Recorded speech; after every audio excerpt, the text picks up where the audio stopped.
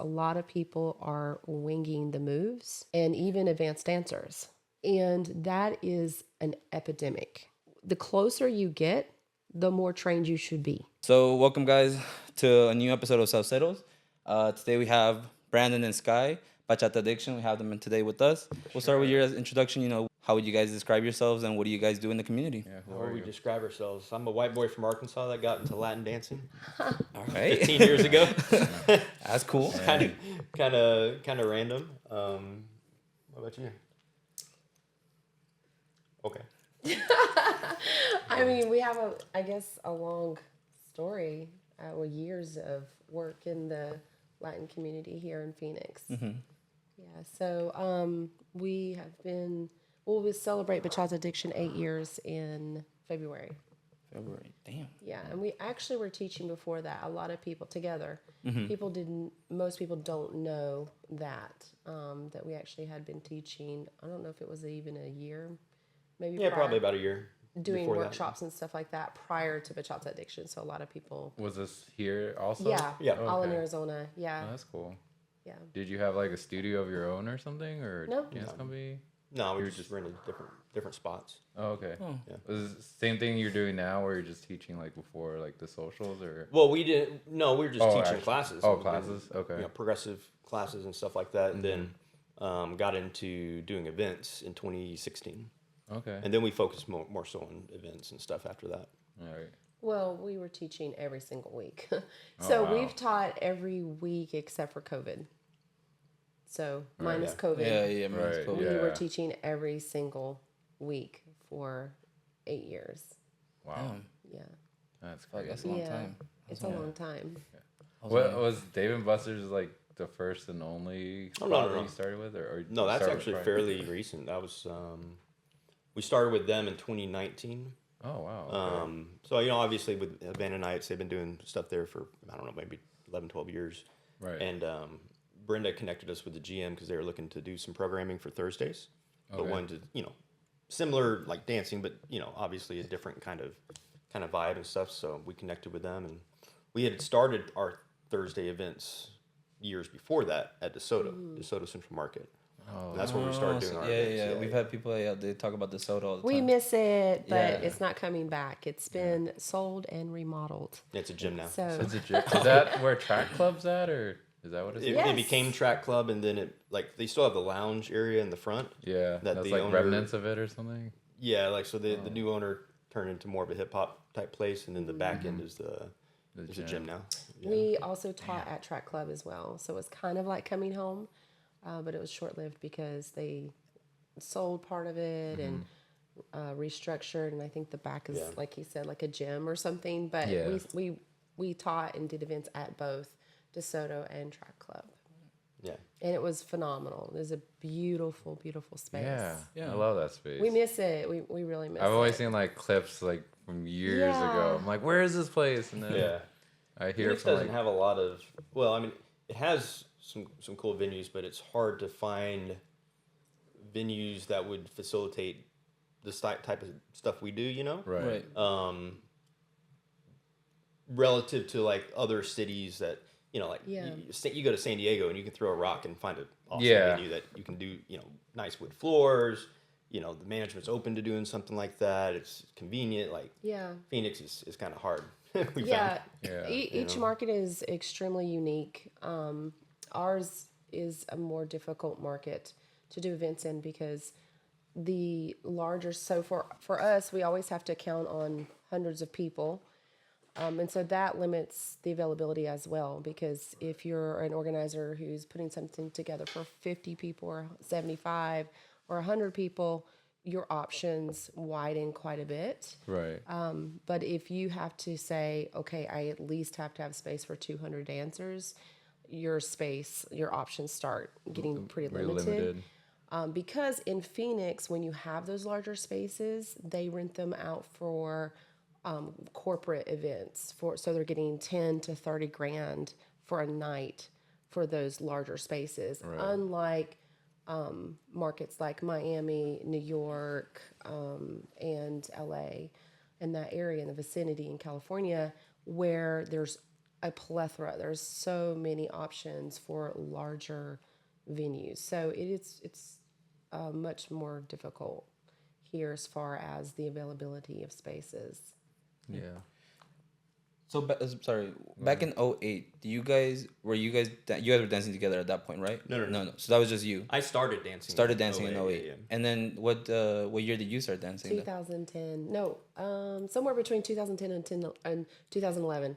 I want Okay. to say maybe it was 2011 actually. So like 2010, you were kind of like just going every once in a while, and then like kind of. No, I actually started in ballroom Oh, as okay, an cool. instructor. Oh, okay, that's cool. Yeah, so that was my first job in dance. Okay. Was a ballroom instructor. In ballroom, you started like way before 2010, or was that? No, Oh, 2010. Okay, 2010, 2011. Okay. No. Sorry. I think it's 2011. Yeah. All right. So, I was just trying to think of where I moved to Arizona in 2010, Uh-huh. and I started teaching dance in 2011. Okay. So then, when did you like decide to go from ballroom, or what got you into like the salsa bachata like scene, and like a little far away from ballroom? Well, I love ballroom, but I just didn't feel like I was receiving the kind of training. The particular spot that I was in was very sales focused, and so I always felt like I was missing some pieces there. And I actually went from ballroom to exclusively West Coast swing for a year, at least a year, and then I got invited to a salsa party. I danced with a guy who's I don't think in Arizona anymore that invited me to a salsa party, and then after that party, I fell in love with salsa and bachata and the Latin community as a whole, and I never went back to any other dances. So it's kind of like I just jumped ship into the Latin community, and I just couldn't leave. Yeah, That's dope. true love affair. All right. Yeah, And you're like I it's really fell 8 in years love. in the making now. Yeah. Yeah, and I mean, I love West Coast swing still. I don't get to do it very often, but I still think it's an amazing dance, and I'd love to revisit it. Right. But there's just really nothing that's going to get me out of Latin dancing. Right. Right. Yeah, Yeah, I even like- miss ballroom some. I mean, I just like it all. Yeah, just between like hosting socials and growing your brand, I imagine just taking on any other forms of dance would be almost impossible. Like, where It do you find the feels that time and way. energy for that? It feels that way because you also just want to advance in where you're at. Right. Yeah. There's never, I mean, any dancer ends up finding this out that there's not an end to information and there's not an end to training. Yeah. You're constantly evolving. Styles are constantly evolving. I think a lot of people, some people miss that. You know, they don't understand and they're shocked. They stop dancing, they come back in 2 years, 3 years, and they see that it's changed a lot. Right. And that continues to happen. What was the dance scene like back then? Like, have the dancers progressed a lot from what you've seen? Yes. Yes. But I mean, Yes and no. Oh, really? Yeah, it just depends on what part of the dance community you're speaking of. Yeah. Oh, okay. like I guess in the whole, like generally speaking. has like it been- I was dancing in like clubs and stuff for several years, and then I didn't go to Congress until maybe 2013. Okay. And that's also when I started like actually taking. I had to class, but I didn't know anything really. Okay. Right. But I started like training and stuff, and doing workshops and whatnot, and then traveling, and I ended up traveling to like probably 100 events over 3 or 4 years or so. Wow. Like all over the country. And so I met a lot of people in the scene and a lot of different dancers and tried a bunch of different stuff. But really I was going to like the first bachata festivals, in the U.S. and like Wow. the music has changed so much. Really? Yeah. Like back when I started dancing, extreme and amateur and stuff were like still like that was the modern stuff. Right. Yeah. That was before soul tricks and remixes and all the other stuff, and then when that stuff started coming out, like the styles started to dramatically change. Okay. And a lot of that, I don't know, it was just very different than like like the club dance scene versus like festivals and congresses, and still is today. Right. But it was just, I don't know. It was just it's very like I don't think it's like good or bad. It's just different based on the music, you know. Like things change based on music, and music, you know, the dance affects the music, and the music affects the dance. Okay. You know, it's like a lot of the modern bachata artists right now, gonna the stuff say, they make, it's specifically like a lot of it's for like sensual dancers, Right. you know. Okay. Yeah. And so like they influence each other back and forth, and the same thing even with salsa as well. But Well, the artists are influencing what it looks like as well through their creativity. Right. yeah, but it's like, well, you know, if you have certain artists that are dancing certain types of songs, and they're the ones that are popular on YouTube, you want your song featured, and you want that something cater that to they're them? going to want to dance to, kind of thing, you know. Right. So it cross pollinates just to Definitely. yeah. Do you guys think that like now artists and dancers are like the gap between them is much closer than it was before, or do you guys think it's still kind of like the same? It doesn't really. No, I actually do think that is the case. Yeah, because I think because we hire such a large range of artists, from new up and coming artists to artists that have been around for 20 years, who are just like some of the most famous people in the world, you can tell like the expectations, and we hear that from our artists, the expectations have changed some when they're hired for festivals. So from what I understand, even though it's before my time, it used to be the artists, there wasn't a conversation about them social dancing. It wasn't, it wasn't part of their contracts, and maybe they just didn't even have those conversations. In today's times, a lot of organizers want to see the artist dancing on the dance floor, and you know, it just depends on what artist that you hire, what market that you're in, what level the artist is at.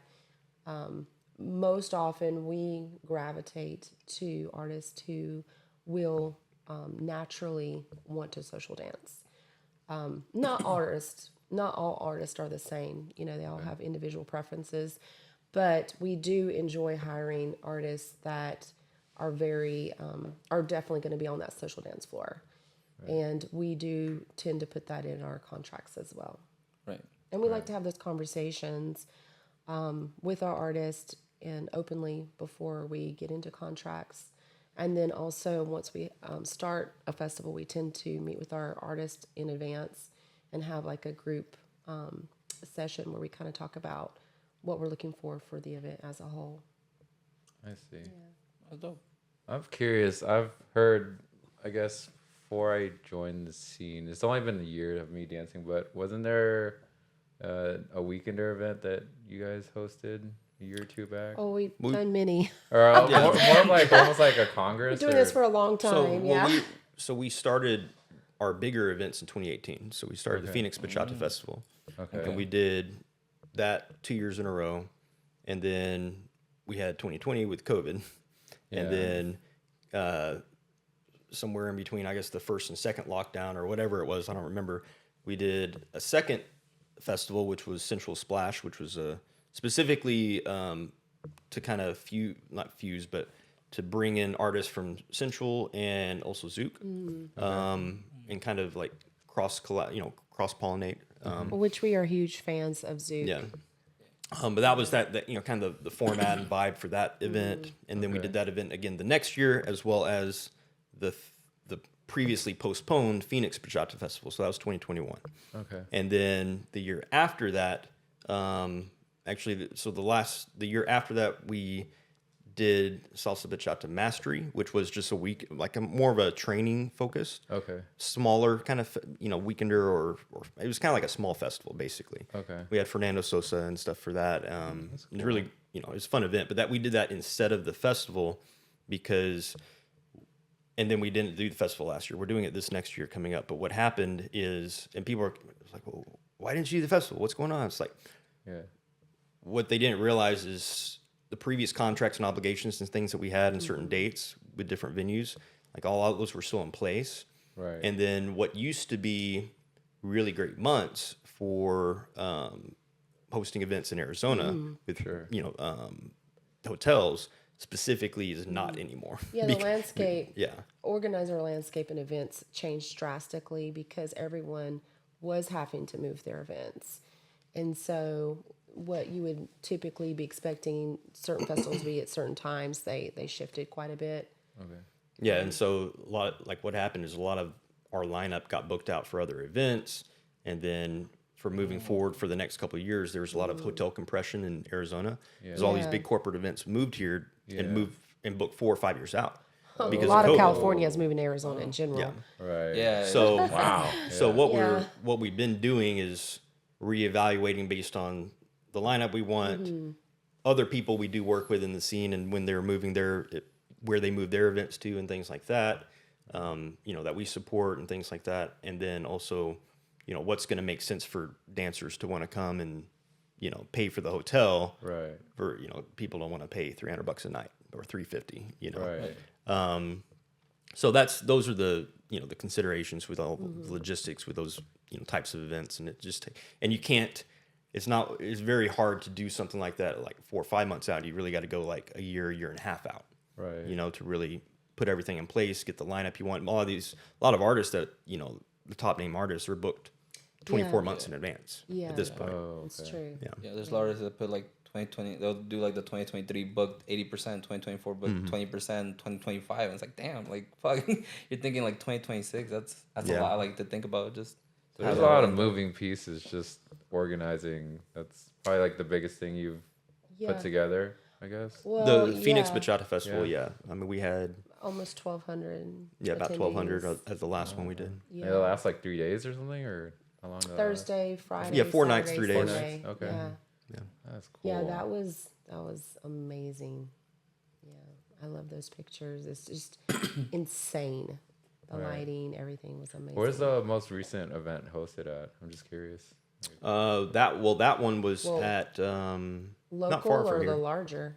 Or the most recent event. The most recent one was the Yeah. Mastery event. That was Oh, at Mastery, downtown. Patio Cliffs. Was that Yeah. the Hilton? Oh. Yeah, so not far from here. And then the festival before that was Sheraton Crescent, And right then over there on before Dunlap. that at the Wigwam. Yeah. Oh, okay. So, yeah, so the market, again, going back to that, the market's so different here in Arizona. It can be very challenging right. here, even just on the hotel side. Well, with that event specifically, like we need a space with most hotels they might have like a 5,000 square foot ballroom, but for our main one now we need 8 to 10,000 square feet in order to do the type of event we want. Right. And there's not that many spaces in Arizona or Phoenix specifically. There's maybe 10 that you can choose from. Right. And then there's probably a few more on top of that are like premium that $500 a night kind of thing that you're not going to be able to Right. to get for dance events. So it's finding what works within their schedule, finding the right rate, the right weekend, and then also the lineup. And it's just a lot of moving parts for that for us. Yeah. Yeah, that's Yeah. So how extensively does when you do your research, like are you constantly thinking like 6 years ahead all the time, or like? Oh, not 6 years. I mean, right now we're only focused on the next one, but after that, like we originally when we went into this, we had a 3-year vision for it, and then we were on track every year actually to hit it to where by year 3 we'd have over 1,000 people, we'd be at break even point, the brand would be established, and then we'd be into profit and growing it. And there's other types of events we Broke wanted to that do. on the last festival. Yeah, we did, but so- it was after a We had- year of delay from COVID and Yeah. all that. It's true. So, Yeah, so many factors for sure. but most events, there's very few events in the dance scene, like the festival scene specifically, other than the ones that have been going for a really long time that are actually profitable. Most people just kind of do it as a passion thing. right. And part of that, and there's always more new events coming up. Sure. And part of that is like, it's kind of a commoditization, which is difficult to fight against because it's like, well, someone could pay $150 to go to a festival, or they could pay $5 to go to a social in their same Right. town that night, Right. And, Right. and the people are just like, well, I just want to dance, but it's hard to create events that can kind of, you can have the level of production quality that you want, and at the same time make the economics work. Well, and that's a whole with that other type of market. conversation Yeah. too, because obviously that varies greatly from each event to event throughout the U.S. at least, where all organizers have different priorities, and so And different audiences they're dealing with. And it's true, yeah. So Yeah. for us, he's a big sound guy. We have one of like the top sound guys in the U.S. That works with us. So when we address things of that nature on the production side, we don't go cheap. It's really, really pricey for us, just because that's part of where we're putting our value at. Right. But we also have to bring in a lot of surrounding people, because the actual dance scene in Phoenix is probably the smallest in the country relative to the size of the city. Right.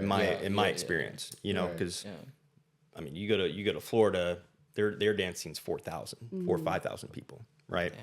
You go to a social in Orlando, 500 in a night is not uncommon, Right. So our biggest social that we've ever had in a night was maybe 425. Yeah, and that was recent. That was recent Yeah.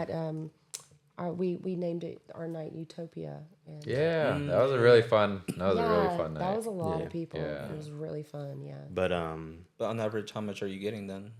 Oh, yeah, How many just people are you regular getting on night. average, like to the events? it depends on the venue. So, Dave and Buster's, a lot of times we hit capacity or might be going over capacity. It depends on who's at the door and Sure. how kind of on the ball they are. But their capacity up top's only 220. Wow. But we've definitely had When more than people, more yeah, than we're doing more than that. But Right. people leave, Sure. and then we're allowed to let other okay. people in. Yeah. So okay. that's how that works. right. Yeah. Do you think there'd ever be a point where That's like the legal, the legal stuff right there. Gotta it's say. okay? You I don't don't have to. So I true. don't think anybody's gonna No one needs to know about this. Yeah, be busting it. It is Yeah. so true. Yeah. I mean, it's also hard to keep track who leaves and who stays, right? I mean, Yeah, and thank God that's not in our hands. Yeah. oh, So- Yeah, they deal with all that. Yeah, so that particular venue, it's their staff. And so any numbers that we ever put out, we get directly from their staff, because their staff takes the money and counts the people. And Right. so, yeah.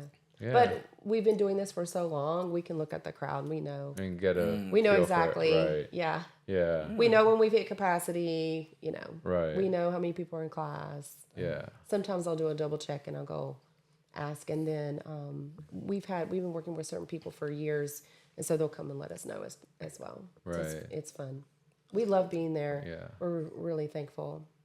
Yeah. Yep. Do you think, since your brand is so strong and it's so easily recognizable in Arizona, do you ever feel like you'd outgrow Dave & Buster's just in general? Yeah, I do. I I mean, I think we have no plans in leaving. Yeah. No plans. But just like logistically, like To answer if that you just- yeah. better, Yeah. are we planning on leaving Dave & Buster's? No. Okay. But if you're hitting capacity often, so what we end up doing is planning other events at other venue spaces and trying. And then, like we said earlier, it's not that easy to find larger spaces. Yeah. And there can be sometimes, and a lot of people don't understand that. Sometimes we'll find a venue and it went amazing, but the management, they'll change the terms, or they get greedy. they'll change the terms, or maybe there's different partners that own that and they have a disagreement about the money on their side. Okay. And that's happened plenty of times where it's been partners that own the venue. They're having their own disagreements that have nothing to do with us. Right. And so often that's why we can't go back somewhere. Or we decide not to, or at least, Yeah. for a while. Just depends. But we're not going to leave D&B for, like, we don't We have ever no intend plans. to. Yeah. Okay. I would prefer we'll just To have leave. a huge line out the door every night. That'd be great. Yeah. keep them coming. Yeah. I mean, that happens sometimes, It on like does. special It happened events. recently. Yeah. But we'll get to the we got to that point right before COVID happened. Like we were having, Yeah. 100 people in class almost every week. Yeah. Every Which, single you week in start getting class. classes like that. That's what really can start to grow the scene, grow the audience, right? Which is uncommon throughout the U.S. to have a large class like that for a regular social, Right. not a festival. And some festivals don't have 100 people in class. I mean, some do, obviously. Yeah. But we've been really lucky. Yeah. Okay. Question. Yeah, go ahead. No, I forgot it. I'm trying to think. I'm like, You're a terrible interview. No. You're not. hey, I'm trying here. I'm trying. We just started, okay? We don't got 18 years. No, Don't worry. Don't Some worry. people don't know. How long have y'all been doing this he's podcast? a big joker. This podcast? Just a few months. No, well, it's been Yeah. in development for a while, but it's just trying to figure out like what we want to do and how we want to manage it, and also it's just No, like actually, how long we've been doing? how long? Like 4 months. 4 months. No.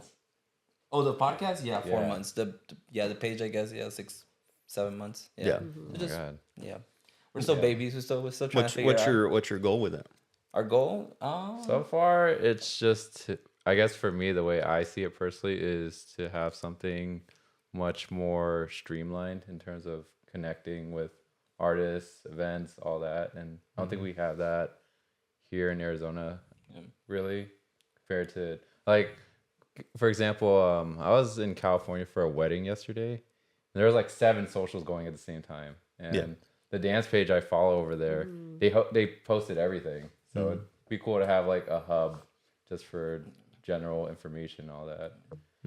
My thing with this podcast has always been to like being able to get to know like the people behind like the dancers, the DJs, the organizers, all those people. I feel like a lot of times there's no Google for the people that are in your dancing, and I feel like I like to know like people like what are you about, what are you doing beforehand, like what's the history behind you, and I think to me that's interesting just because excuse me, just because I think history of like dancing is cool, history of like people getting to know them is really cool, and I listen to a lot of podcasts like just on my own time, and to me that's the most entertaining thing. So I was like, well, why not bring the same thing, but like for the dancing community and the dancing scene, like people that they've been dancing for 18 years, like you said, like yourself, you've been around here, but it's like Well, I don't 15, think 15 for me.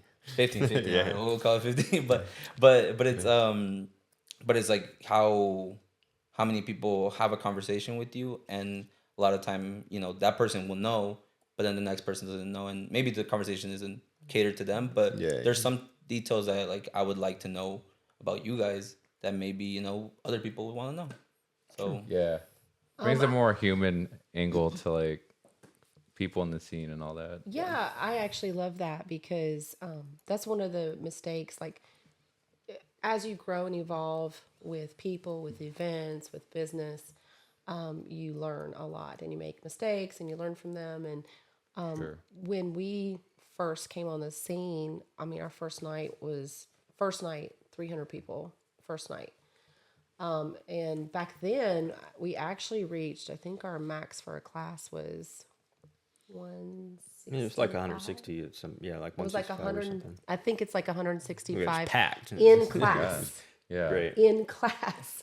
And so on the regular, we'd have 130, people for class. So it just exploded. Right. And the reason why is back then there weren't, excuse me, I have to cough. Back then there wasn't bachata socials. It was salsa. So everything that we went to was 98% salsa. There might be 2 to 4 Dominican, really fast Dominican bachatas played, possibly over a period of 4 hours. So 4 songs over, 4 hours. Right. So we both fell in love with Sensual Bachata as well, even though we love the other dances separately. And then when Bachata Addiction started, it got really big, really fast. And for us, it was, at least for me, it was a lot. It was like, whoa. Right. It was just like, bam. And, I actually was like much more shy back then, teaching in front of a lot of people.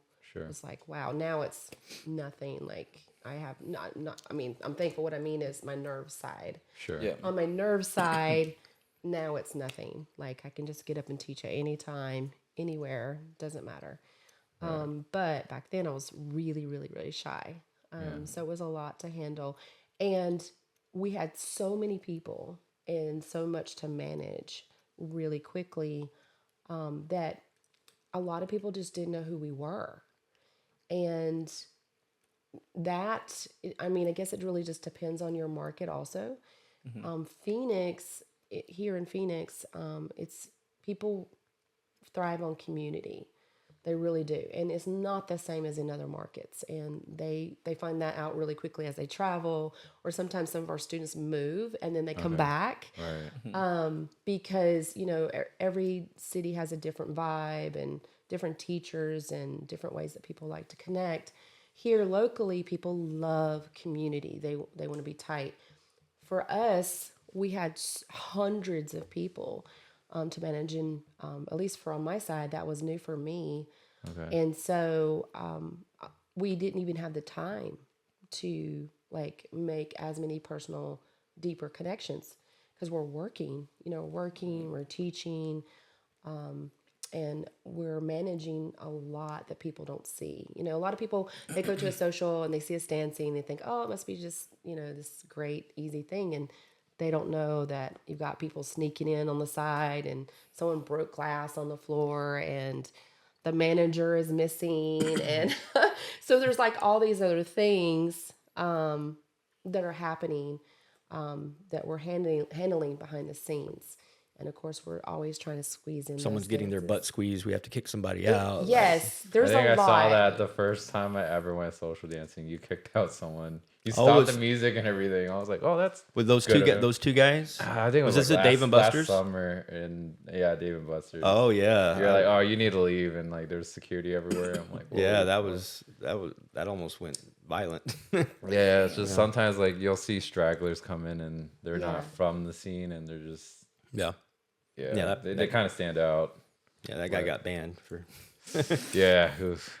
But no, I was gonna say, so what because you say that you do so much behind the scenes, there's so much managing that throughout the years you've grown so quickly, so Yes. fast, and because of that you don't have the time to like make those deep, meaningful connections. What would you like to tell, I guess, your audience that you'd Well- like to know Well, that they don't did- already know? We have, but it's mostly with certain individuals over time. Okay. But then also even after COVID, like the scene flipped a lot. Like a lot of people that were Yeah.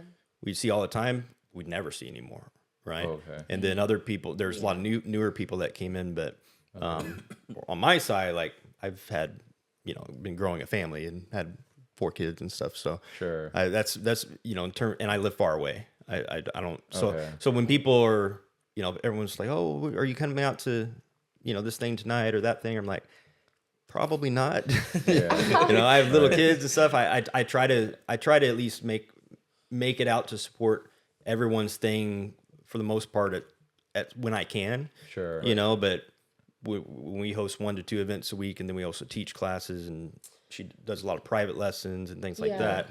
It's hard to, we just can't go dancing every night Sure. and make those Well, connections. The fact that you're Yeah. doing that with a full family is Yeah, like it's- it's still mind blowing to me that you can manage that in general. Yeah, So that's crazy. Well, we actually, so that was the lesson that we learned kind of early on, and we Okay. drastically changed that. So once that was really highlighted to us, it was like, so we had just been doing it as this, we would have, I mean, it was an extreme passion for us to sew into the Latin community. We love the people, we love the culture, we love the music, we love the dancing. And there wasn't any other motivating factors. That's it. We're dancers. We love dancing. We love it. We love all of it. So, that was our focus, was these events. But then as you go through time, you start to figure out, where some gaps are. And once we realized that, I made it a point to make personal connections all night long.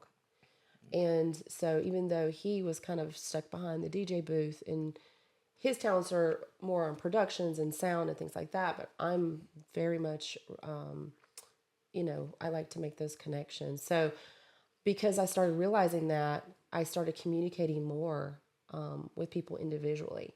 And so I really took a lot of time, and I've been doing it for years now. So for years, I've made time to go up and make sure that, I'm connecting. And so the other thing too is like through my private lessons that I do on my own, and then we have done foundations classes here recently as well.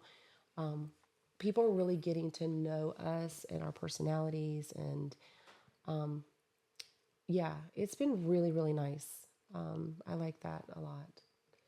Yeah, so we're creating opportunities because at our larger events and us being brand new and it just getting so big, there was no way. We were just like Right. Yeah. constantly we're so busy. But now I'm because I'm well honed on the business side. Yeah. Now I'm more honed on the management side. I'm more honed on the teaching side. I'm well experienced in all these other areas. So now I can free up my time because I can do all those other things much more quickly and efficiently.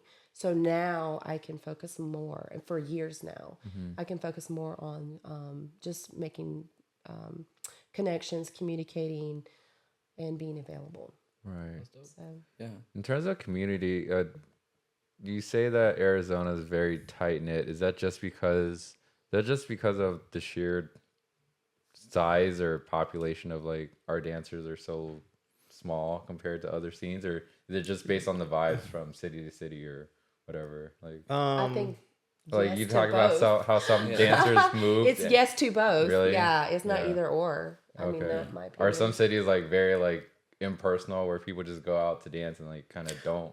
Well, connect, some or- are just so the scene itself is so big. Like if you have 2,000 dancers in a scene, Sure. and there are 6 socials to choose from in a night, Yeah. right? Yeah. And a lot of them are full. Yeah. Like you can go to different things, and like there's you might have your friends, and like you're going with your friends to that one spot, or that's where you guys go, and you don't see everyone else in the other scenes, right? Or they're going with these other dance companies or whatever. Right. So with this, it's just the scene itself is so small. Everybody kind of Intermingle. sees everyone all the time. Yeah. And so I think that builds opportunities for more people to get connected, and they more so get connected more within their niche. Like the Zouk dancers are all like, Within their hanging group. out, like they're doing potlucks and parties and different things. Right. Kizomba dancers, which is pretty small, the same thing. Yeah. And then individual, within each dance company and teams and whatnot. Right. We've been trying to connect those different genres, and obviously salsa and bachata kind of had hands together, but so that's the easiest, obviously, for us to connect. Even though there's some, on the salsa side, they're not going to dance bachata. There's some on the bachata side, they're not going to dance salsa, and then of course we have crossovers. But that's the easiest for us to connect. We also made a very intentional effort to include, we've done kids and that too, but we made an intentional effort to have Zouk here in Phoenix as well. And I think we brought Tirso back in 2000, and Mark. We brought Mark. Was our first artist. We started bringing a bunch of Zouk artists. Zouk artists, yeah. Maybe 2017, I think. Yeah, 2017, 2017. So we have been making efforts on the Zouk side for years, for so many years. We brought Mark Brewer. We were bringing out. Kizomba artists before that, but the Kizomba scene it just It just didn't grow hasn't as grown much. but, Yeah. Right. But we've been making extreme efforts like for a really long time. So we've brought multiple Zouk artists back since 2017. And then we've tried to have it more integrative at our socials as well. That wasn't easy because when we first started, we'd play Zouk and one couple would be on the floor. Yeah. And we've got this entire crowd just standing there. So it was really difficult. But now we have changed that.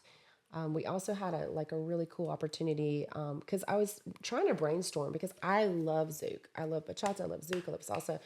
I love bachata and Zouk more. Right. But I was like, how can we integrate this? How can we make it more integrative? And so I had this thought that we would teach. So at the time we had always 100 people in class. And so we taught the Zouk Basic in class without letting them know that we were teaching them the Zouk Basic. What'd they sign up for? I don't bachata. Oh, really? So It was a, Yeah, we were it was the first time we did the Bachata versus Zouk night or something. Was that it? I don't think so. We have a video of it. It's online. Okay. And we taught 100 students, 100 bachata students, the Zouk Basic. And with that particular class, we do footwork first. So we do footwork and then we do partner work. So they still got bachata. We still taught them bachata, but we taught them in the footwork portion, we taught them Zouk.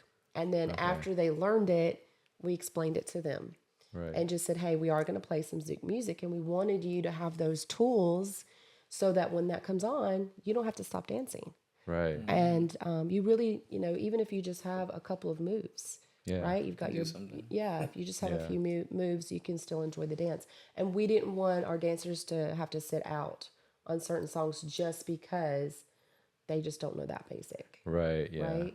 So that was a really fun, big moment for me personally, because for a long time I couldn't figure out how in the world can I integrate this in. I thought it was pretty sly. I was excited, and I've got to find that video. It's online somewhere. It lives That's indefinitely. genius because I've seen some but like hardcore bachata dancers just kind of like jump ship and just go all into Zouk, and they're It's kind of like the black hole of the dance. I'm like that. People I'm go into happy Zouk for and they them. never they come love back. it so much. Like Well, I I think also because bachata, like some people, and I'm almost all dancers, you don't learn to dance with the body.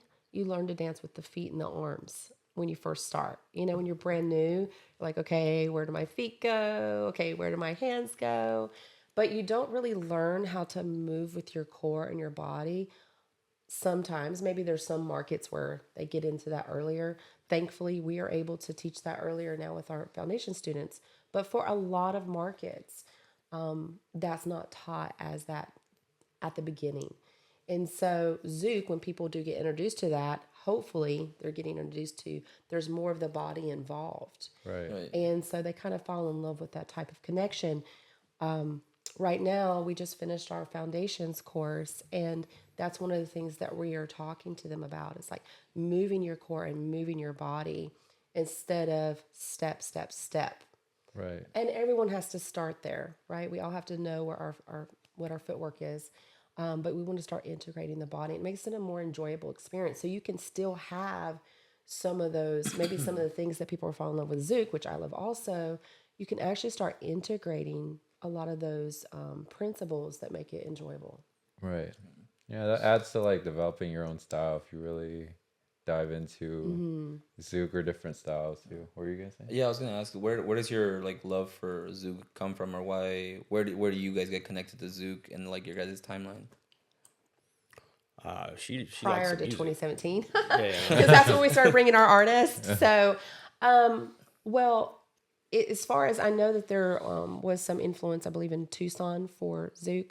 Okay. But No, Flagstaff. I'm sorry, Flagstaff. So I've only been there once or twice to Flagstaff. But prior to that, I fell in love with Zouk online. And there was none in Phoenix that I'm aware of. And so we didn't have access. We had no teachers, no workshops, no artists, no demos, nothing. And so our only access to Zouk was online. I think I took my first workshop for it in like maybe 2013 or 14 or something.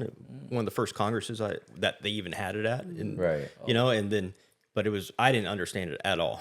I would try this. I had tried that crap for years. I would take because everyone taught so differently. Sure. Yeah. Now it makes more sense. But I took different privates. I did workshops all over the place, and it never even. It finally, maybe like 4 or 5 years later, started to click a little bit. But I didn't get good at it because I couldn't. I just didn't practice it, Okay. Well, so it just wasn't here. Yeah. Yeah, and then there's now they have Zouk socials every week. I never But back Can't then, Yeah. no Zouk socials, no Zouk Yeah. artists, no Zouk demos, no Zouk anything. Right. So we started hiring artists and flying them here. And so that's how we got exposure to Zouk. But I kept trying to like we hired some artists like I wanted to train and I wanted to get good at it, and we hired them and they taught us their teacher syllabus. So they taught us how to teach it without like I wanted to learn to dance it. Right. Oh, I I'm see like what this you is not what I wanted, you know. well, the other, But- yeah. In any What's- case, what's the difference, or what do you mean by that? Like the syllabus versus like social dancing. Like, wouldn't you use the syllabus to like social dance or? theoretically, yeah, but I didn't have a good understanding of it. Oh, okay. You know, You just needed more, like, it reps was and it wasn't basic. it wasn't relevant for me at the I see, time. okay, You know, okay. so Yeah. I don't know. Do you So like we- it now? Oh, sorry. Yeah. Do I what? Again. No, I said, do you like it now? Do you like? Oh, Zouk now? I never not liked it. Oh, I'm okay. just I'm not good at it. Yeah. Okay. Oh, okay, I- okay, okay. yeah. I fake it. Take it to me. That's fine. Yeah, Yeah. that's Yeah, dope. that's what social dance It is is for. one of my personal dance goals is to get good at it, but Okay. it's just a matter of what you prioritize, and right now Sure. I haven't Yeah, been able to I- prioritize it. I'd actually like to teach it at some point as well. Like we, being a teacher for so long, since 2011, it's so weird. I always want to say I've been teaching for 10 years, but I guess longer. Yeah. And especially coming from that ballroom background and then West Coast swing and then going into salsa, like, you know, I just have really, you know, honing those teaching skills for such a long time. When you start understanding the body and connection and being grounded to the floor, and there's so many things that you can apply in each dance that are universal. They're each unique. You have to learn within that dance for sure, but there are principles that will really help you from one dance to another. Even learning your That's why there's a lot of balance. crossover with like West Coast swing and Yeah. Zouk. Okay. Yeah. Yeah, Just just that. learning your balance, understanding your, you know, moving your body, your core, you know, connecting to the floor, connecting to your partner, knowing when to change your connection. All of those things are going to transfer to any dance.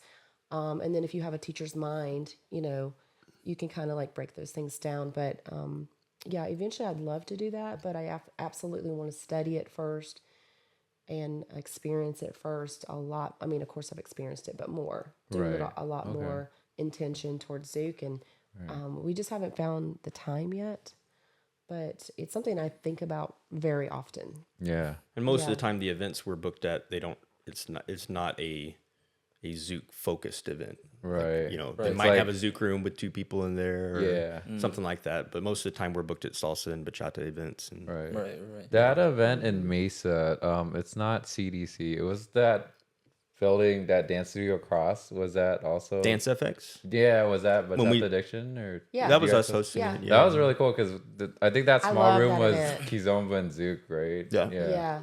Yeah, and actually more Kizomba people turned up, so they played more Kizomba. Yeah. For that. Yeah. And Brandon's actually really good at Kizomba. Yeah. Yeah, really good.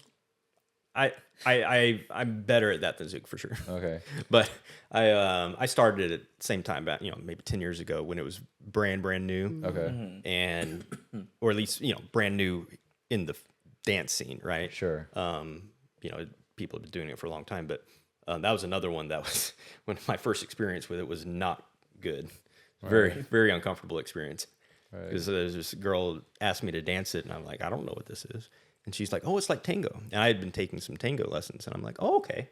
I'm like, whatever she was doing was not tango. It was, and she was trying, and she didn't know it. Now I know that. But she was like weighing my arm down, and it was uncomfortable, and it was hot, and she's like trying to grind up on me, and I'm like, what is going on?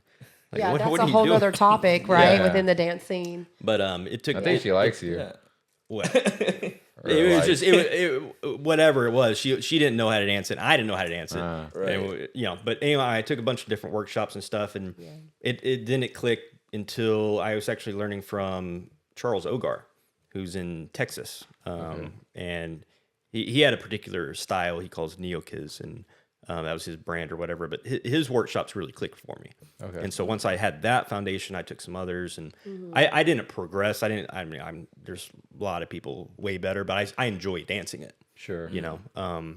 So like when I go to festivals and stuff, if they have a Kizomba room, like that's usually my place to go chill. Like I'll go salsa, I'll go bachata, I'll bounce back and forth, and then I'll go Kizomba room for a while, dance a little bit, chill, then make my rounds again. But I'm not one that stays in one room the whole night kind of thing. I always go to everything. All right. For me, that depends on the event. You stay in your room and you stay in the bachata room. That's what she does. Oh, damn. Yeah, The Colorado. thing is, That's what she does. Wait, the that's what thing we do is, too. Yeah. if a room's on fire, I don't leave.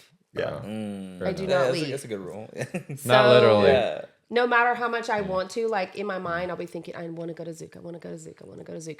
But It's a little if different as a I follow too, because you're getting asked versus I can leaving just is not so ask somebody and different. leave. And you Yes. know what? Yeah. I'm so glad you brought that up because that's extremely like that's a big point that I think a lot of people don't think of is that as the follow, you're not controlling your experience. In part, you can, of course, but not. You're really not. You're following an intention based on the lead. Whereas with his experiences, he is creating his experience. Yeah. You know, and he can't obviously control how that follow is responsive.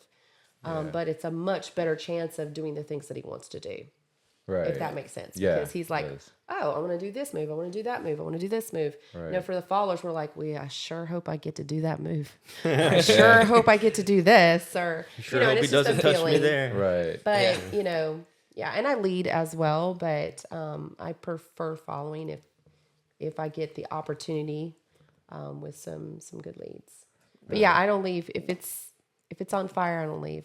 You like what you like, though. So Yeah. yeah. What kind of leads do you prefer? Like, because I know there's different yeah. people lead in certain ways, right? So what do you prefer, like on a lead versus others? I think the same as 6'3". anyone. No, We're getting into. now I we're like getting it. personal. I said no talk about. Do we know this guy? It's just a follow. Kind of fluffy. She likes Yeah. kind of fluffy guys. He always says that it's not true. I know, It's just that Fluffy. I'm not like. Yeah, this doesn't bother me. That's She all. likes- that's what she likes. And Oh, you can okay. edit that part out. Well, we're- You know they're not going to edit that out. Yes, well, You like what you like. There's you there's like no what you like. shaming That's here. everyone, She likes the right? Yeah. bachata Again, room. what I meant first of all, like the leads, like what kind You're of like, leading, let's the bring leading, it back. Yeah. what kind of lead, like the leading, right? Like what kind of moves? I mean, okay, so the bottom line to that is clarity. Oh, okay. You know what I'm Just saying? making sure. And being appropriate. Right. You know, that's a really important topic to talk about when you talk about close. When you're dancing closer, salsa, you don't have a lot of close contact, but in bachata, zouk, kizomba, you do, and of course, all at different levels of closeness. In bachata, I do feel a little bit more in control about. I can actually help dictate that closeness through methods that I have, and I actually teach that to my follows. I've been teaching it for 7.5 years, how to communicate with your lead and how to create the space that you need within any dance if you need it. And so I teach that. I've been teaching that for a really long time because as a follow, we go through a lot of different experiences.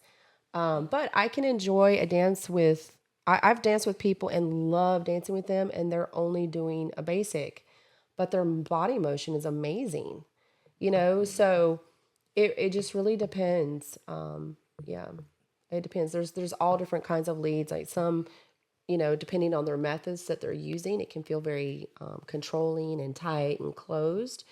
Those are not the types that I like. And being close doesn't mean controlling, tight, or closed. And so it just depends. There's a lot of different ways, and we teach all this in our classes, how it feels on the follow side and why you would do this thing versus that thing.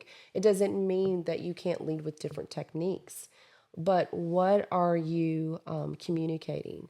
And we also talk to our students about not our social classes sometimes, but when we get to have more time in our foundations class, we talk to people about the energy that you're giving off, and if you're closed and you're hunched, you have that closed energy.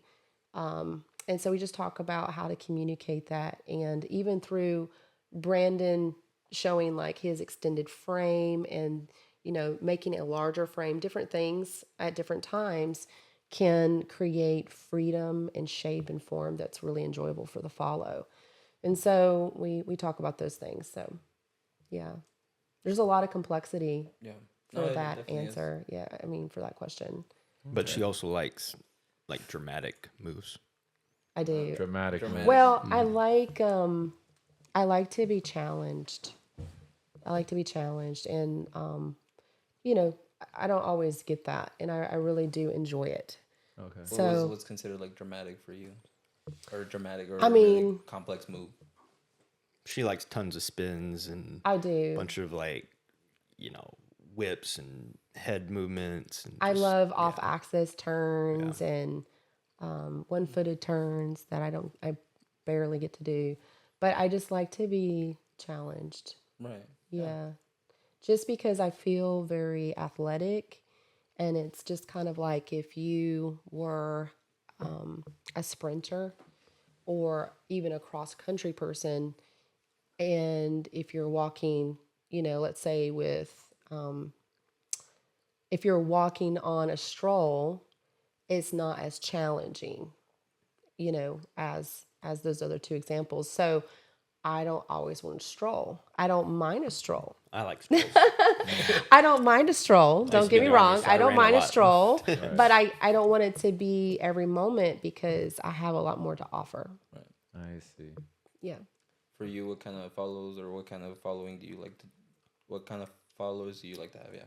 I like very light, responsive follows. I could have answered The that one. the ones that are just very very light connection, but still really not no connection, but Really just very very responsive. like feeling like taking Kizomba as an example, like feeling like you're wearing a shirt, and that's what it feels like. Versus you have this person on you, Right. and then you're just moving together. Like that's, and I apply that to any of the dances. That's what I like. Right. And there's it's rare to find. Yeah. Really? Yeah, it's very noticeable when you get it and you're like, It's oh true, wow, yeah. she's one of them. I got one. Yeah. I had my eyes were open to that too when I started to lead. I was like, I don't know how y'all do it. I'm just you can keep it. No, I'm Like just there's kidding. a lot of people I like still to enjoy lead. dancing with. Sure. Yeah. But there's my preference is just a very specific type of follow that I don't think it's really even I don't even know just intuitive or trained or whatever. It's just there's very few that really kind of get that. Right. So it's much more like connection, not so much like, I guess, like based on skill, like just having. Well, the it is follow- very no, it's very Well, like I mean, like Not really. Yeah. none of them that follow that way are or like they're all extremely highly trained. oh okay. Yeah, But because there's pros, Yeah. like a lot of pros that you see and they're like really flashy and stuff, but they don't feel like that. Really? So, yeah, now some of them do, Oh, okay. but there's definitely people that like they're just a social dancer, but highly trained. They've been on teams and they Sure. and could teach, but maybe don't. Okay. But and they're just not necessarily well known, but they have that kind of connection. Right. And then there's some that are of course pros and do teach and whatnot. Yeah, and as a follow, I will adjust my connect. So I'll adjust my connection level based on my lead. Oh, okay. So if I can tell he wants super light, I'll go super light. And so I'll change it every single lead. I can change it and adjust it based on what I can tell he is looking for.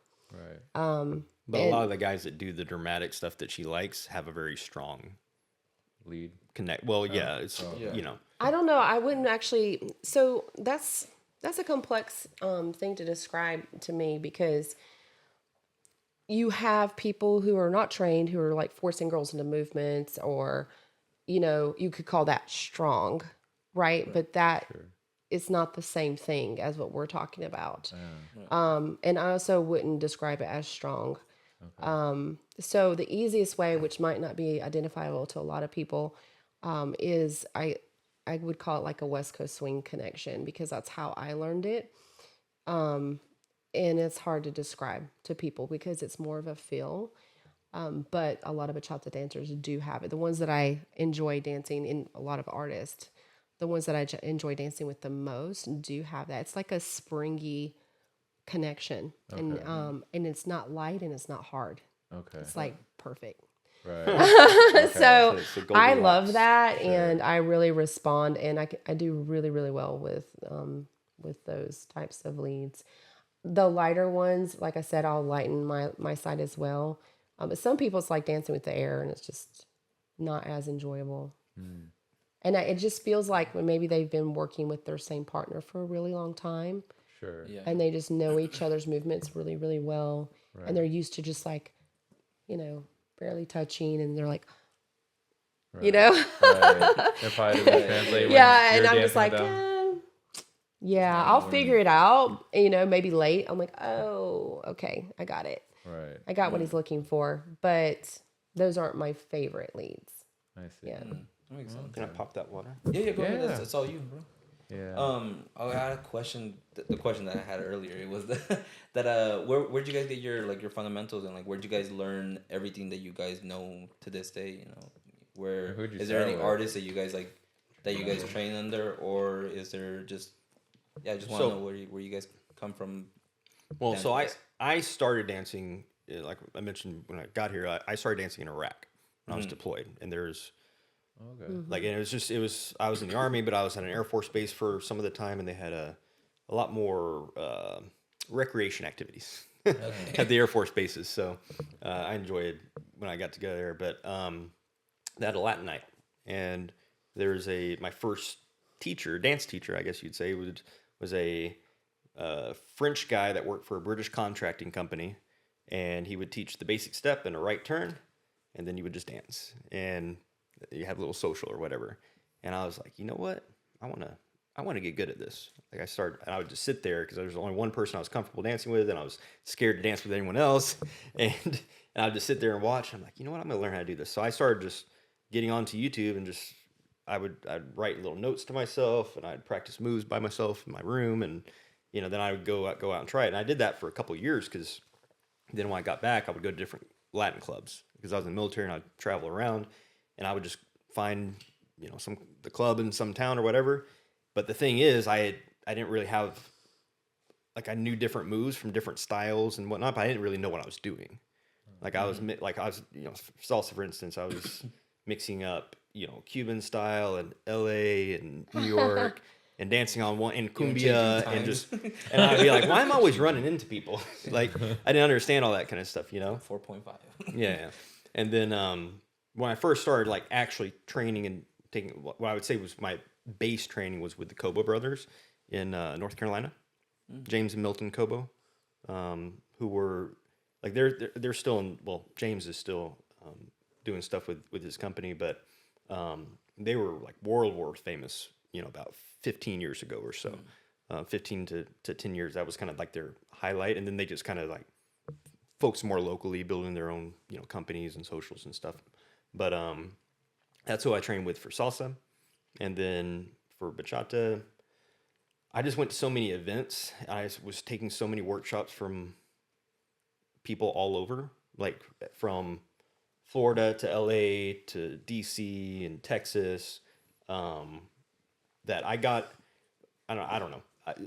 I wouldn't say there's one particular person I like learned most of my stuff from. And that one of the things I hear from, like, there's other artists and promoters and stuff that have hired us, and they'll give me feedback on like what girls say about me. I don't know what the people say about you, but I know what she says about me.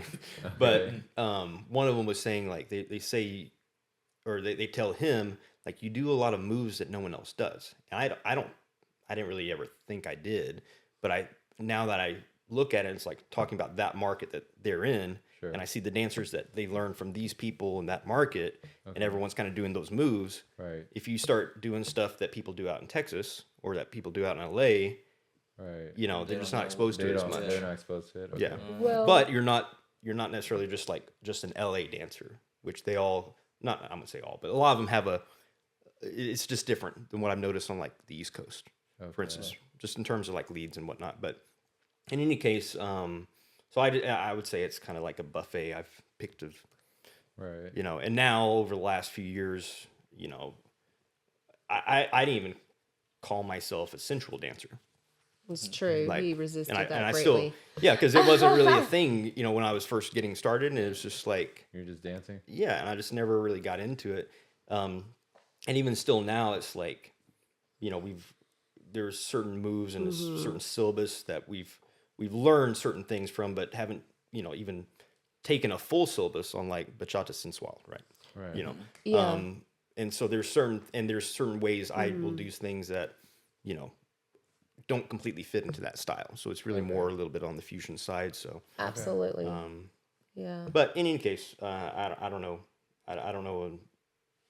We've trained from a lot of different artists, but haven't had one specific like coach, which actually would be nice, which we might we would have doing loved that in the future. I want to echo that, but I'd love to highlight something that he said that I thought was really, really important. And that he said, he was in one certain area and they were only used to this type, and go to a different place and they're only used to that type. One of the things that I teach in every class, and definitely with our foundation students, is that if you learn connection, you can dance with all those different styles quickly. So learning how to connect, what the standards are for that, and which often comes through just experience and time and through training. You can go from Miami to LA and you can do very, very well. And, even us getting to travel and teach at different festivals and getting exposed to these amazing artists and being able to dance with them, it goes really, really well. But obviously never perfect, but your chances increase on your enjoyment level and your connection level the more you understand the foundations of dance in general. And so that's really what I was going back to. That's why you can do some crossover. Not to say that you shouldn't specifically study a dance. I think you should. You should understand those principles, and that's unique to each dance. However, some things are universal. Balance, spins, grounding, connection, how to connect with your lead, understanding intentions. And so when I teach, and Brandon's heard me say this a million times in my classes, all of my classes, I'll explain to them a principle. We teach moves, it's true. He'll teach moves, we'll teach combinations, but I teach in principles. And so those principles you can take anywhere. So you can take them from Miami, you can dance in New York, you can dance in Houston, you can dance in LA. You don't have to know everyone's style. Is it helpful for specific movements? Yes, it is helpful. It's extremely helpful because you can have more enjoyment understanding those specifics. But can you do well? Absolutely. Okay. What made you want to start the progressive classes on Sundays, right? Is that when you... Yeah. So, I don't even remember if you were there when I started those back.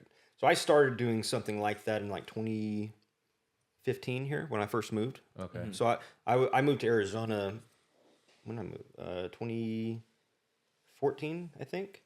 But I was in Sierra Vista, like way down south. And then I would go to Tucson, occasionally go to Phoenix to dance, but it was like 3 hours drive to, but I would still do it. That's crazy. Yeah. That's dedication. Yeah. So it was, yeah.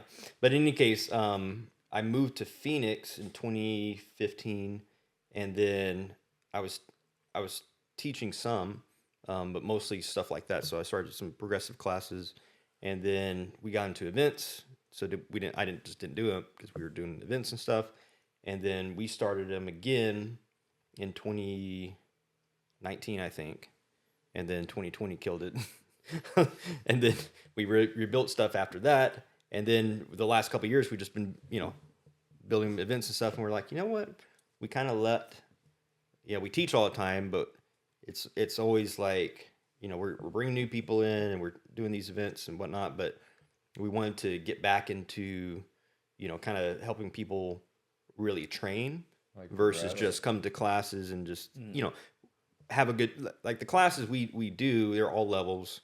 We start from very beginner stuff and then get a little more challenging. So, because you have to in like that setting to keep people's attention, and make it interesting and make people want to keep coming. Because if you do the same thing every time, it's just, here's your basic step, Here's your basic turn, and this, the new people appreciate that, but other people stop, right? Right. So people want more, but to actually give them more, they have to have certain foundations. So that's why it's not a strictly beginner class or syllabus. It's a foundation syllabus of what you need to understand to be able to do lead and follow and to be able to move in order to understand how to build the pieces of this dance. So that's what we started putting together for specifically for Sensual, a foundations course, and then we're going to do the next level of it starting in January, start over the basic level again, and then we'll just try to continue to progress from there and see how it goes. Well, there's a couple of points that I think are big topics that he kind of mentioned in that explanation. One is, we really just wanted our Phoenix community, all of us, to level up together. And so that's one of the reasons we went into the foundations class. But the other thing is kind of an epidemic throughout at least the U.S. in bachata. And that is, we have a lot of people who love bachata, love sensual bachata, they love the fusion, and we're so glad for that. The thing that we've seen, however, is a lot of people are winging the moves, and even advanced dancers. And Really? yes, and No, they might be advanced in other styles, right. And then Thank you for the clarification. Of course. They're just winging the sensual moves. Yes. And there's a problem with that because even though, like we talked about previously, and it's like a hardcore tenet of mine that there's universal principles, and there are. However, there are certain things that you need to know within specific movements and styles. Like Zouk, for instance, you do need to understand the neck and the body and the head and how those rotations are supposed to happen, or you could really hurt someone, right? So it's not something you want to wing. It's the same thing in sensual movements because they are sensual they're sensual. So the closer you get, the more trained you should be.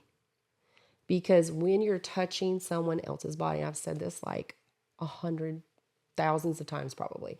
When you're touching someone else's body, you should know how to do that properly. And we're at socials, and a lot of people are watching YouTube and they're seeing these gorgeous, amazing, talented artists that are romantically involved.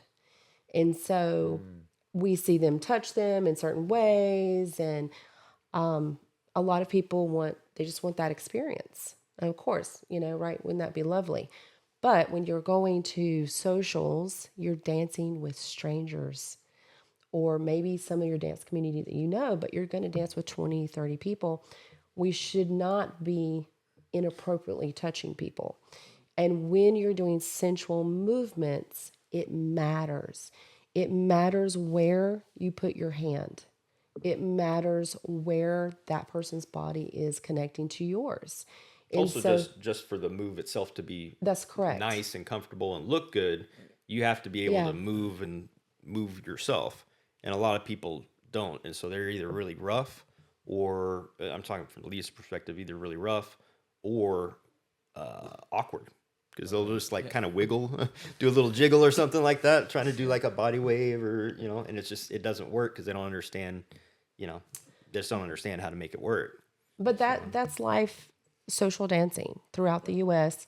where people are winging these movements, or maybe they've taken from an instructor that didn't know there's proper techniques, or maybe they've taken group classes and they were taught those techniques, but they just haven't mastered them.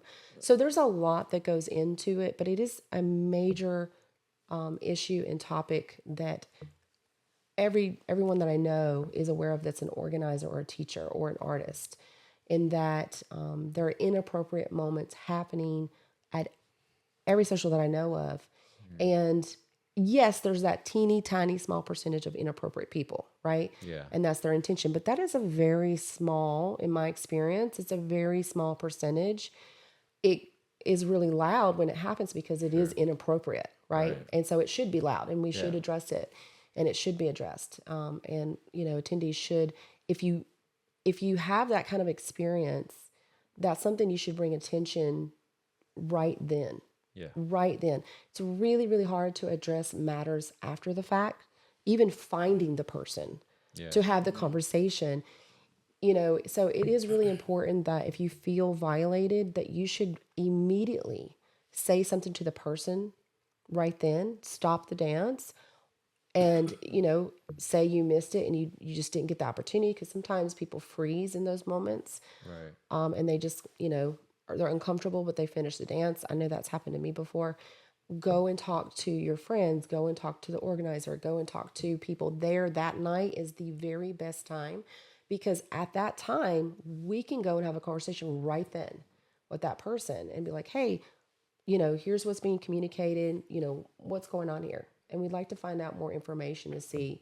And that also puts them on notice. They're understanding That helps them too. Like if Yeah. they don't know what they're doing, they're winging it. And Well, that's the Yeah. thing. So that's the other side of it, is most often it's someone who is inexperienced.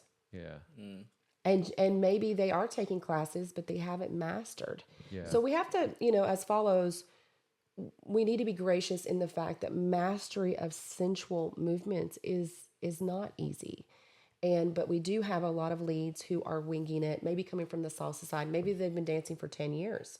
And so they feel like, I can do that. Right. And so they just go right into it, but they're missing the proper connections, and they're missing the proper intro and exits to those movements. And that is an epidemic. Everyone, any organizer I know, any teacher, any artist knows about those things.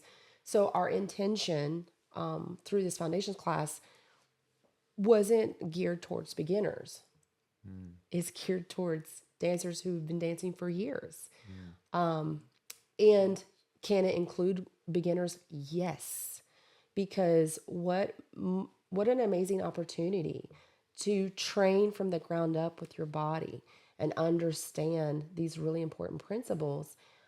We didn't have that, readily available to us when we started. So I think it's for all. Anyone who's not a professional or hasn't trained on that technical level. And there's people who are not teaching, but they train.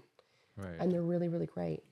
Yeah. And I figured, like, especially if you're a beginner, I think it would help to take those classes, because I guess you're fresh, and then whatever bad habits or incorrect techniques you've learned, you don't really have those issues because you're kind of coming into it not knowing anything, versus Right. someone who may be like an expert dancer in something else, and then they might come in with that ego that, oh, I could just figure this out within 1 or 2 classes or something. Yeah, that's typically the biggest thing. that Yeah. people they struggle with, because They just no one wants to feel that they're starting from the bottom Yeah. or something. it's Well, you're always learning. I mean, Yeah. if you want to Yeah. have that mindset, And that's right? not an easy conversation for us to have, because we're deeply rooted in the community and we dance all night as much as we can outside of our duties. And so we know how everybody dances. We dance with Right. everybody. Brand new people who've been dancing for 10 years. But it's not a conversation. If people don't invite you into that realm in their Right. dancing, we don't really feel like we have a voice with that. And that's hard, Right. because Well, it's- some people have such tremendous potential too. Like they're a great dancer and they're just like missing just for those techniques. They're just, and we all are, right? So even Right, as yeah, sure. professionals, Yeah. I have so many things that I can grow up in and so many things that I still have to learn. And the more, and it's common saying, it's so true. The more you learn, the more you know, the more you know you need to learn. Yeah. So I have so many things that I want to master and learn. And, there's times where I feel like a baby, and I'm just like, wow, I just wish I was better at this and this and this and this and this. It's exciting though, right? Like, Yeah. I being think, new at well, something? Or- I think it's more exciting when you have more access to training. Sure. So, and we've tried to do that for so long. Like we've brought in so many big names throughout the world, brought them here to Phoenix, but often we did make the mistake of managing the entire process instead of being able to really train. Okay. Thankfully, we've changed some of that and we've been able to train and we've peppered it in. But we missed a lot of opportunity early on in the process because we were exhausted from taking them to get food and getting their hotel and getting them from the, getting them Right. from the airport and doing the advertising and the marketing and the flyers and the venue and the front door and the registration and the Right. bands. And even though we had maybe we had someone helping check people in, but it's still it's quite a bit of work. Right. And so when you're focused on all of that and you're making sure your community is having a good time, Sure. it becomes harder to train yourself. But that's something that is always on my heart, like probably daily. Yeah. That's something that I really care about a lot. I have a question. Alright, you Sorry. go ahead. Before we miss this point, I've noticed these pop-up socials on. Well, now the Saturdays have become more frequent. Before it'd be maybe I don't know, once a month or something, but it That was starts us. to seem. It seems like it's more frequent, which is good. But Yeah. yeah, like for example, that Scottsdale one. I don't know what was the venue at that. Almost Old famous. Town? Almost Yeah, famous. the Old Town one. That was Yeah. super fun because I just invited a bunch of friends and Yeah. so many people showed up and Yeah. it was just I think it was so new and it was nice dancing with just people in I guess in Old Town who just stumbled across and Yeah. it was just cool meeting new people too and no what's up with that is it just something you We have always been doing or just, No, we for a long time we had a particular focus, and it was we developed a relationship with the venue, and we were very much we would sacrifice a lot to make sure that event would continue to happen and Okay. on a very regular basis Sure. at the same spot. okay And put a lot of resources into the marketing of that and everything. And at the end of the day, we would do that, and then maybe COVID would happen, and then 3 of our 4 venues shut down. And it's like, well, okay, Yeah. well, there's that. But then also we would do other things, and it's like, when you have a small scene, sure 50 dancers going someplace else really affects yeah the success of a particular night. Definitely. And so if you set the intention, you're like, okay, we're going to do this event every first Saturday or every second Saturday or whatever it is, and then something happens and other things change, and it just becomes difficult to make something regular continue to happen. And so over this last year, we had a couple different opportunities working with different venues and promoters and things, and we're thinking more strategically, like what could bring more people or get more people exposed to the scene to grow it Sure. from different places that otherwise wouldn't have Yeah. those Wouldn't. events. and then also what can from a stress or from a just also just a novelty aspect, like expose dancers to different venues Yeah. that we and also bring value to the venue that there might maybe they're not going to want to do every Saturday because that's their prime night, that's their night for buyouts, all these Sure. other things that they're going to get 800 people but that are going to support the bar. We know dancers don't really drink as much, whatever. True. But Which that's the hardest. One of the Yeah. hardest things about organizing is, the venues, they want people to spend money on alcohol, and so that's a really difficult conversation. And we're always really upfront with everyone who's contacted us. We're like, But there are- you're not going to kill it yeah. in bar sales. but there are opportunities where they don't have something programmed, and you can do a special event, Right. and where they're just happy for the That people and night. the energy. and the Yeah. marketing Yeah. of it. And so we kind of have taken a little bit different approach recently to basically do kind of like maybe, I don't know, a tour of venues, or just like, That's pretty genius, do different actually. Yeah. nights. Yeah, there's some scenes that do stuff like this where they do like their whole model is pop-up socials at different venues or whatnot.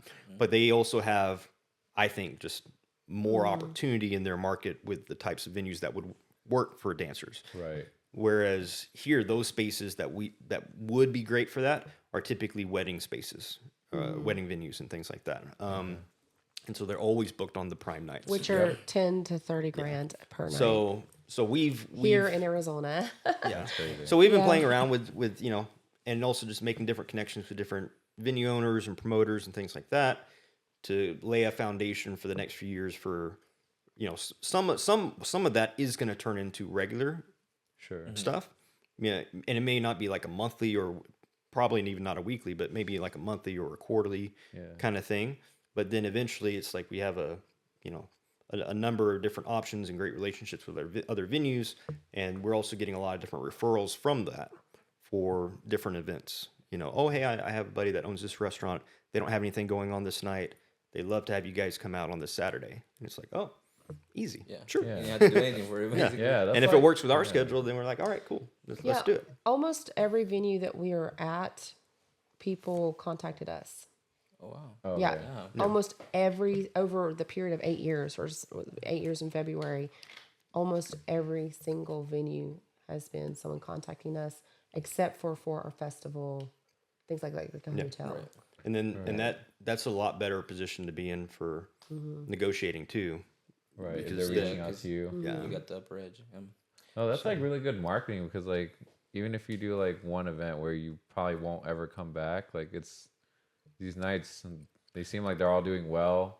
The nights seem fun, and you know that venue gets exposure to the dance community, and then you know they're getting free marketing, and you're pushing your brand out. You're popping up everywhere, and Well, what we used to do people is follow too. So it's like we would promote the venue a whole lot, okay, wanting to do like a regular thing. Okay. And then I'd fly in like videographers, or I'd hire videographers and pay a bunch of money, or photographers, and we would highlight a lot of stuff for that venue, and then oh crap, they shut down. The venue's gone.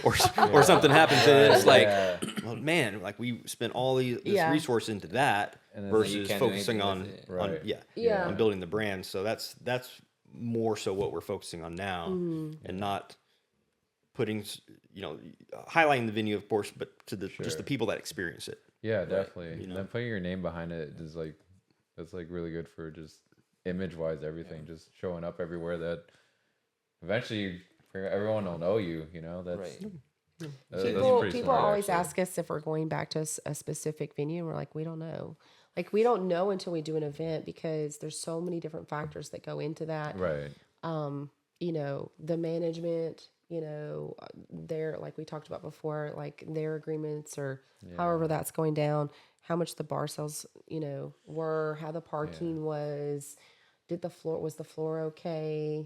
You know, was management responsive on the setup of the venue? So there's so many different factors that, you know, a lot of dancers don't understand, or maybe they're just not thinking of it, because I didn't used to either as an attendee. Sure. You show up, you dance, you have fun, you go And home. you go home. Yeah. Yeah. But like, "Oh, that was there's, great." it's a lot. It's a lot. People, it's like when people message me and they're like, "Hey, when are you gonna hire Prince Royce?" I'm like, no, When well, are you gonna hire them? no, it's like, why don't you? Or why don't you bring Daniel and Desiree this weekend? Well, they're booked 3 years in advance, and Yeah. you know, Probably costs a lot of money, and too. Prince Royce is like, you know, he's $200,000 fee and whatnot. It's They're like no big deal, right? That's but funny. I mean, there's just people just don't understand. Oh, and the Yeah. next question after Yeah. that is, and I only want to pay $20. Right. but Can you they're do the- ladies' night, open bar? Not They're the actually, same people that $20 message is a you. stretch. Yeah. No, there are the same people that message you and they're like, hey, and they know you're the organizer of like a festival. Hey, do you have a discount code? How about I just give you $20 out of my pocket? Because that's what they're asking, right? It's The night's like $10. yeah. So, Oh my goodness, that's funny. Well, and most of these festivals, I mean, I can't say all, but they're so affordable and so cheap compared to the value, and also so cheap compared to anything else. So like anything else, it doesn't matter if you're going to slip and slide.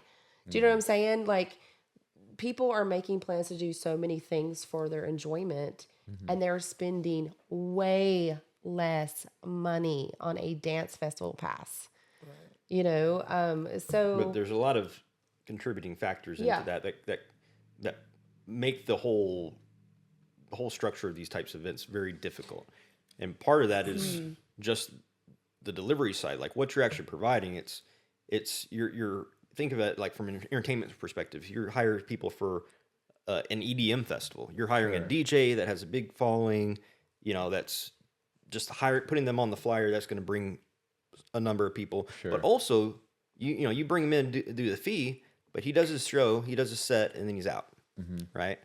When you're talking about a big lineup of dancers, you're bringing them in for days at a time. You're paying the fee, you're paying the food, you're paying for the airfare, for the lodging. Yeah. Then they're teaching, maybe paying for the performance if they're pros and whatnot. And then, but at the same time, in almost every festival, they're also going to be doing their stuff on the side. They're going to be teaching privates, and you're not monetizing on that. Yeah. But you provided the space, and then at the same time, people And the audience, obviously. you know, and the a bunch of marketing. people come in, and then a third of them don't even watch the shows. A third of them don't even take the classes. A third of them, and a bunch of people just come for the party and stuff. And it's like, so you have all these things that you're supposed to deliver and that people expect, Right. but also don't Don't show up. understand the actual value exchange or the the economics of it that make sense. For, Right. And at the same time, you have all these events that everyone, I want to do that too. And everyone popping up these new events that cannibalizes the market, because at the same time, the overarching issue is it's kind of a commoditized market, because at least in the dance space, because people just want to dance, and they just want to have that experience. But there's also the broader market that don't want to do something like that because it takes too much effort. They want to go to a show and just see a bunch of lights and sound or whatever for a concert and then go home. Not the dance. And those people are happy to pay more money, Yeah. Right. but they don't have to A do lot much. more money. Yeah. You know? Really, that's like But if you very have to- disincentivizing. It is. There's these Yeah. pressures that are make it hard to grow, because that's why it's so niche. Yeah. Because you think about it from Lee's perspective, like more It is ladies so want niche, to yeah. get into dancing than guys. And the guys that do want to get into dancing, it's because they just want to impress a girl, or they're drug into it, Yep, oftentimes. That's so true. But the ones that really progress, they have to have most of the time, some kind of internal love for it, Yeah. And most guys don't put enough into it to catch that, because it's too uncomfortable. And they're too uncomfortable, while they're trying to grow. They have too many bad experiences, and they just, I don't want to do that. It makes me look bad. Right. I don't know what I'm doing. I don't want to feel stupid. I want to get shut down. But when I first got into dancing, I was a white boy from Arkansas, and I'd be going to these Latin clubs, and I don't speak Spanish and stuff. And, I'd go into this club, and I'd just ask a girl to dance, and there'd be like a table of 6 girls. I'd go ask one of them to dance, and she'd be like literally just like that. No. And then I'd be like, okay, would you like to dance? Would you like to dance? I was like 6 girls in a row. I'd be like, I'm going to go to the bar. Next one though, you gotta go to another table. I should have. Yeah, Well, I learned later. yeah. It was like, but I would just boom, boom, boom. I'm like, okay, I'm gonna go sit down. I'll try to get in. I'll try to get an hour. The barrier to entry is rewarding when you Yeah. break through, though. Well, Yeah. exactly. So that's what it is. Yeah. Perfect word for it. Barrier. Yeah. High Especially if barrier it's like to a entry. bar or club, because that happened Yeah. to me at a club downtown. And as soon as I got one dance, I made sure to dance in front of those girls who rejected me, and they all decided to dance with me afterwards. And Oh, I had to put that ego aside and just be like, okay, I got what I wanted. That was messed up how they treated me, but at least I got to dance. And yeah, I think where you dance to kind of dictates. If you go social dancing, didn't. follows are so patient and so nice that It's true. when a girl Yeah. says no, it's pretty much because she's busy talking to someone. It's rare. It's Yeah, more rare. it's for Yeah. a valid Here- reason. It's an actual yeah, Yeah, at least in they're Arizona, tired or yeah. something, so it's like no problem, Yeah. But but I didn't have that experience early on. I didn't start going to socials until later. yeah, So I was just going to clubs. I didn't know any different. Yeah. So that's character development. Yeah, I would say that. I almost Yeah. never Character say development. no. I almost never say Yeah. no. In Yeah. fact, we did a new event last night at a new club, different area, and the event was pretty much over. I think we'd done maybe we've even done our last song, and these 2 guys came in at the very, very end, and so the music, the night is finished. Okay. So they're up there playing banda and different things. And this guy asked me to dance, and at first, Oh yeah, I was saw like, you dancing banda. yeah. So I was like, I mean, at first I said no because the area we're in and the guy, sometimes you don't know if you feel safe So sometimes that's the thing. But after a few, like maybe 30 seconds of assessment, I'm kind of like, okay, I feel okay. So I went and I got him, even though I had turned him down and said, oh, I don't, because I actually don't dance banda. So That's valid, it though. was a very valid excuse. I don't dance banda, but I'm also kind of filling out that situation, like, do I feel comfortable? And so that sometimes is an issue with females as well. Yeah. Like, do I feel safe? And I think females can often run into that as an issue. And this was a gentleman I didn't know, but then I thought, you know what? I don't want him to be sad. It's the end of the night. Yeah. So I'm going to give it a try. So I went up and was like, yeah, let's do it. And it was fine. Yeah. It was fine. Cool. Yeah. So you just never know, but most often I'm going to say yes. I have learned, and this is something that I've been teaching for a really, really long, because of a follow's perspective, I've been through a million different scenarios. And so I always teach my follows to trust their instincts as well. Because there are times where you just don't feel comfortable. And I have danced through that many times, and that has That's rough. always been the wrong decision. Yeah. Like I told you about that one, but I got over that objection before I went and grabbed him. Right. I waited. It wasn't really a true objection. It was a question. It was like, how do I feel about this? This is banda. I don't do banda. Yeah. This is a guy I've never seen before. It's 2:15 in the morning.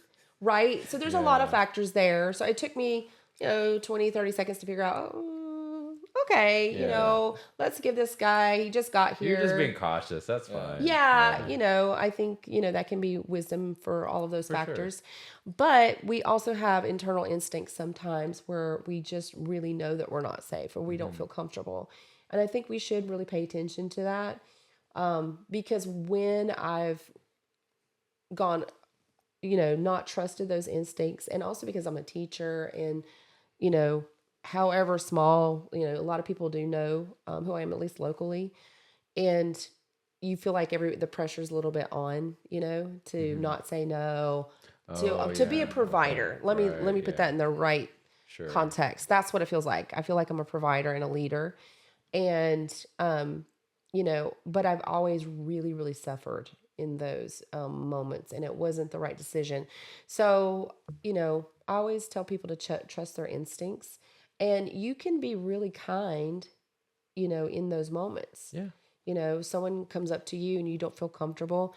I'm always kind, and I don't like people who give really long explanations, because that is just a time suck for every single person on the planet. Just say then no. They're missing the entire dance that they could have danced with somebody else. Yeah. So that's not fair. So I try to say things very succinctly, but also very nicely, and something that is understandable. And I've heard people would say, you don't owe an explanation.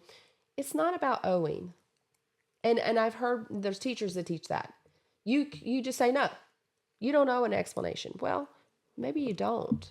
But we are in a community, and treat other people the way you want to be treated.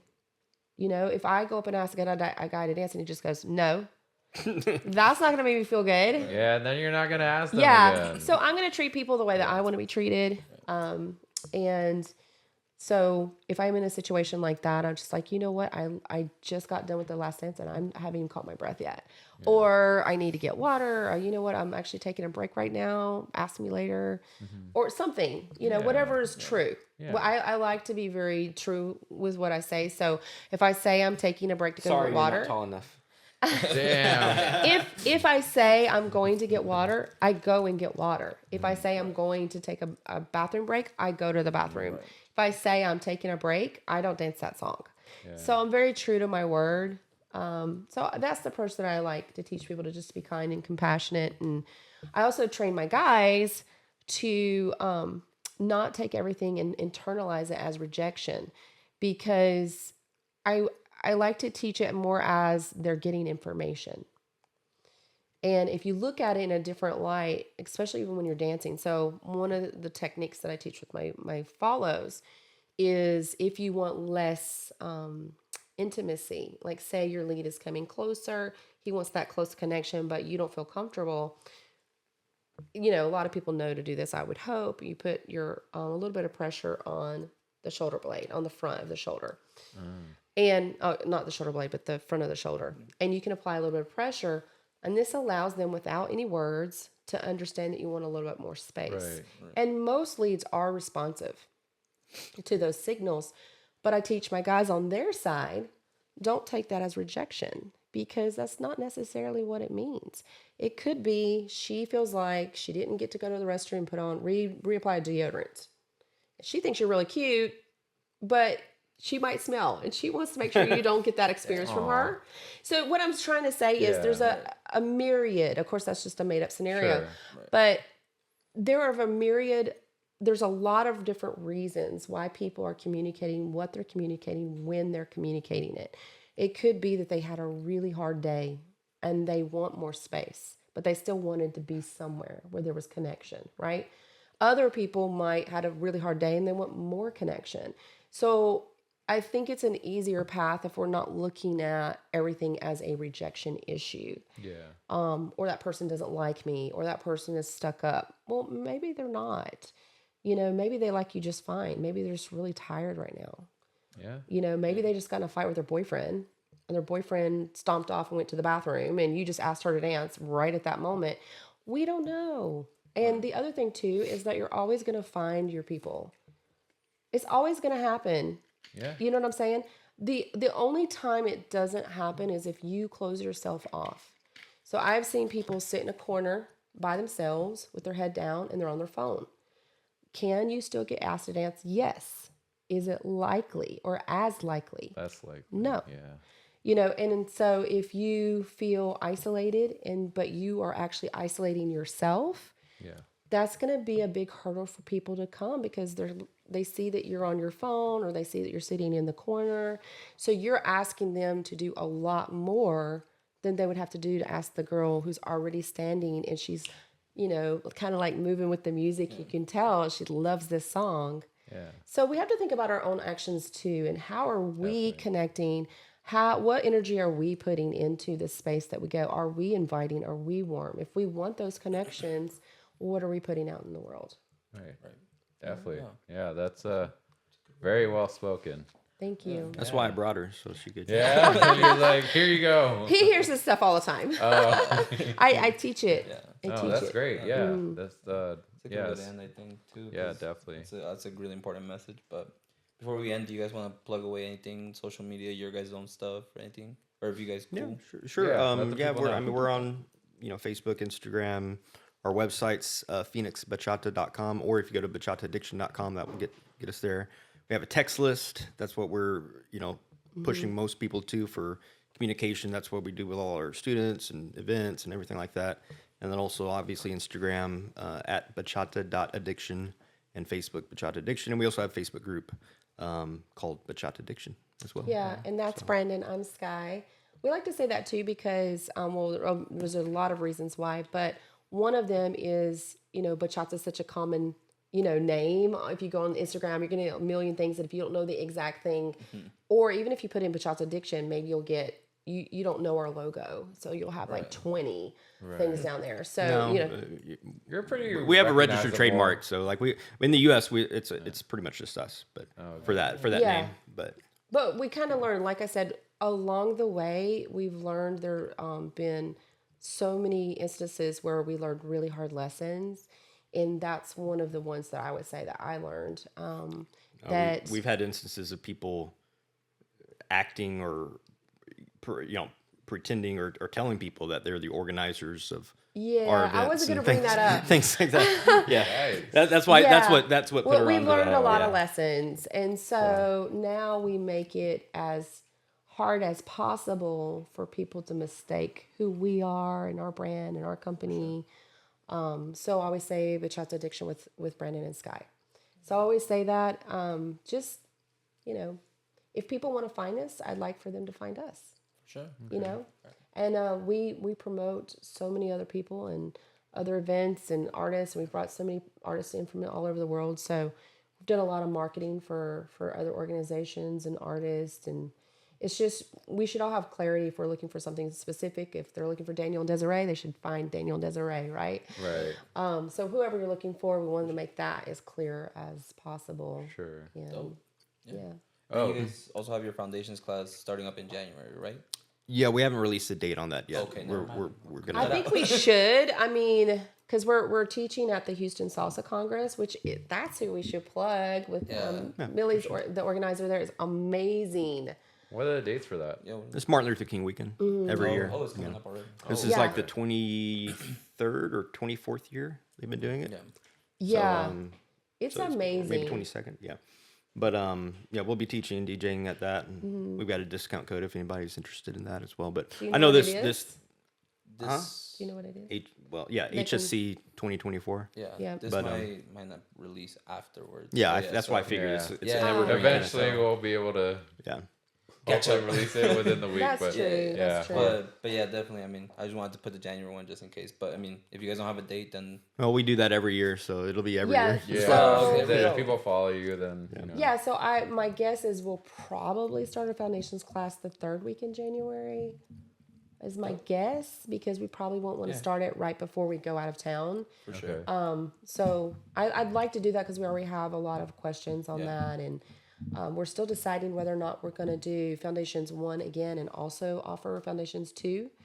We're definitely going to offer Foundations 2 no matter what. Right. It just depends on the interest level and I'd love to get a lot of newer dancers in to the Foundations 1. For sure. So we'll see. It's about time commitment for us because we have weekly events that we're providing for hundreds of dancers every single week without fail for a really long time. So it is often about just getting that time, energy, and resource of being able to provide. But I would love to offer a Foundations 1 and a Foundations 2 for this cycle coming up in January. And then we have a Christmas party on the 23rd, which is at Dave & Buster's Tempe Rooftop. The lesson is from 9 to 10. And we also have an event at a brand new venue. So it's going to be a unique night on the 29th. Okay. And you want to tell them about that venue, Brandon, on the 29th? Joy Lush Club and Phoenix, Paradise Valley area. Okay. But that'll be a Bachata versus Zouk thing. Yeah. This is going to be a yeah, really yeah, cool one because it's going to be more intimate. Yeah, they have a small. It's a pretty decent sized space, but For our crowd, it's they're smaller. small in terms of the overall capacity, so we have to keep it kind of strict. We can do about 100 people or so. Okay. But Well, we have some outdoor space too, so we might could fudge using the outside space. Right.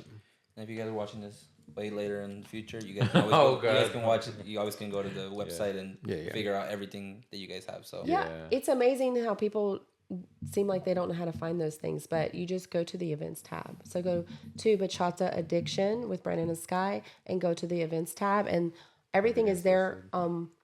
We do our weekly Thursday. That event's not always up, so we'll try to get better about that, but also on Instagram. So Instagram, Facebook, it's always there. So there'll be information almost always there. All right. Cool. That's a good one. All right. Thank you. See you on the next one.